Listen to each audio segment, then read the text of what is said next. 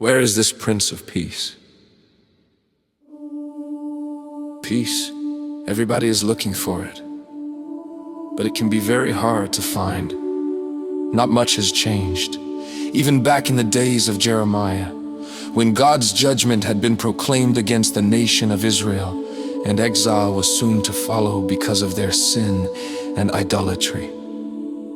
There were people who were clamoring for peace. False teachers and fake priests were telling the people the exile God proclaimed wasn't going to happen, and there would be peace. To the point where Jeremiah said, "They have healed the wound of my people lightly."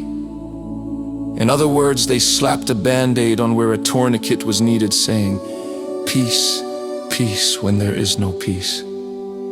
Yes, peace can be hard to find, and skeptical people might look at Isaiah's prophecy and say, "Where is this Prince of Peace? Why hasn't he brought us peace?"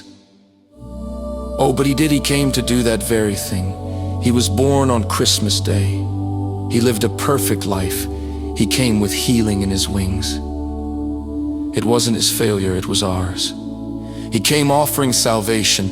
He came to show us the way, and we the people rejected him. To the point where near the end of his life, as he was being praised in the city, finally, it seemed, getting the recognition he deserved. But instead of rejoicing, he was weeping, he was mourning. Do you remember what he said? Would that you, even you, had known on this day the things that make for peace, but now they are hidden from your eyes. What if peace was here all along, but we just couldn't see it? The thing as it has, peace stood before them. Peace with God had lived among them. He taught them, he ministered to them, he loved them, and they rejected him. And when they rejected him, they were rejecting the Prince of Peace. And when you reject the Prince of Peace, you reject peace. See, Jesus is the Prince of Peace. When he came on the scene that dark night in Bethlehem, the light of the world returned. We had been separated from God by our sins since the garden. But Jesus came first to reconcile the relationship between perfect God and sinful man. And through him, we go from being the enemies of God to being his children, reconciled and redeemed. Jesus came to give us peace with God. And one day, he will return again to remove the effects of sin forever. And in that day, there will be peace forever. But you don't have to wait for that day. You can place your trust in Jesus today.